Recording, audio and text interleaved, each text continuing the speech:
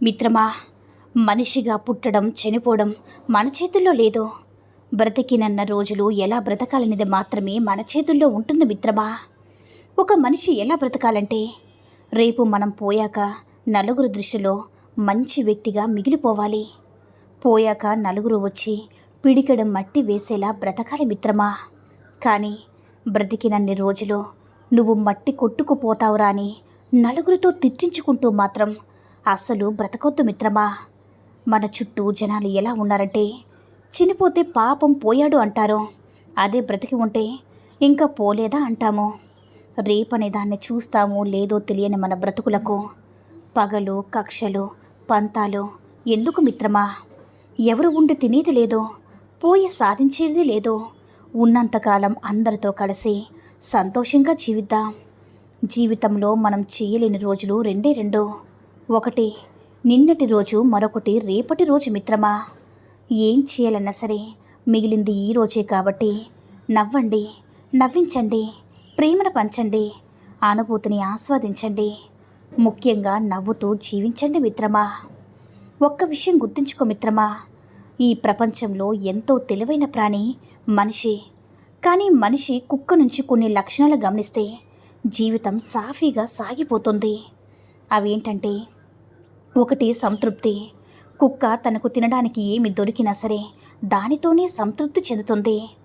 రెండోది, ఎండిన రొట్టె దొరికినా సరే సంతోషంగా తింటుంది. మాంసం ముక్క దొరికినా దాన్ని సంతోషంగానే తింటుంది. సరిగ్గా అలాగే ఈ గుణం మనిషి కూడా అలవాటు చేసుకోవాలి. మనిషి జీవితంలో తనకు ఏది దొరికినా సరే దానితోనే సంతృప్తి చెందాలని కుక్క మనకి బోధిస్తుంది. ఎల్లప్పుడూ ఏదో ఒకటి కావాలంటూ వాటి వెంట పరిగెట్టడం వల్ల మనసులో అశాంతి ఏర్పడుతుంది మిత్రమా. రెండు, అప్రమత్తత. కుక్కల్లోని మరొక అత్యంత ప్రత్యేకమైన విషయం ఏంటంటే, అవి ఎంత గాఢ నిద్రలో ఉన్నప్పటికీ చిన్న శబ్దం వచ్చినా సరే వెంటనే మేల్కుంటాయి. ఈ గుణం మనిషి కూడా అలవాటు చేసుకోవాలి. ఎటువంటి సమయంలో అయినా సరే అప్రమత్తంగా జాగ్రత్తగా ఉండాలి. మూడు, విధేయత. కుక్కలు తమ యజమానులకు చాలా విశ్వాసపాత్రులుగా ఉంటాయి. అవి తమ యజమానులను కాపాడుకోవడానికి తమ ప్రాణాలను కూడా పణంగా పెడతాయి. ఈ గుణం మన కుటుంబంలో, స్నేహితులు, సమాజం పట్ల మనం విశ్వాసపాత్రంగా ఉండాలని మనకి బోధిస్తుంది మిత్రమా. ఇంకోటి ఏంటంటే మిత్రమా, నువ్వు గొప్పవాడివి కాకపోయినా పర్వాలేదు, కానీ ఈ సమాజానికి మాత్రం మంచివాడిగా అస్సలు కనిపించద్దు మిత్రమా. ఎందుకంటే ఈ సమాజం మంచి వాళ్ళని ముంచుతుంది. ఈ సమాజం నోరు లేని మేకల్ని బలిస్తారు. కానీ సింహాలను బలివ్వడానికి ఎవ్వరూ కూడా ప్రయత్నించరు మిత్రమా. గుర్తుపెట్టుకో, నీ బలం ఎవ్వరికీ తెలియకపోయినా పర్వాలేదు, బ్రతికేయచ్చు. కానీ నీ బలహీనత మాత్రం ఎవ్వరికి కూడా తెలియనివ్వద్దు మిత్రమా. నిన్ను అస్సలు బ్రతకనివ్వరు మిత్రమా. ఎప్పుడు కూడా నువ్వు చేసే పని నీకు నచ్చితే చాలు. నీ అంతరాత్మ ఒప్పుకుంటే చాలు మిత్రమా. అందరికీ నచ్చేలా ఉండాలంటే నీ జీవితం సరిపోదు కదా. నువ్వు కష్టపడడం తప్పు కాదు, నువ్వు పడే కష్టాన్ని ఇష్టపడకపోవడం తప్పు. ఇష్టపడి కష్టపడితే సాధించలేనిదంటూ ఏదీ ఉండదు మిత్రమా. ఒకటి చెప్తాను, గుర్తుపెట్టుకో. చేసే పనిలోనూ మీరు విజయం సాధించాలంటే మీరు అతిగా ఆలోచన చేయడం మానుకోవాలి. నువ్వు ప్రతి ఒక్కరికి నచ్చాలని రూలేమీ లేదు మిత్రమా. ఎవరి కోసమో నీ వ్యక్తిత్వాన్ని చంపుకొని బ్రతకాల్సినటువంటి అవసరం అస్సలు లేదు మిత్రమా. మన జీవితం ప్రశాంతంగా ఉండాలంటే రెండే రెండు మార్గాలు.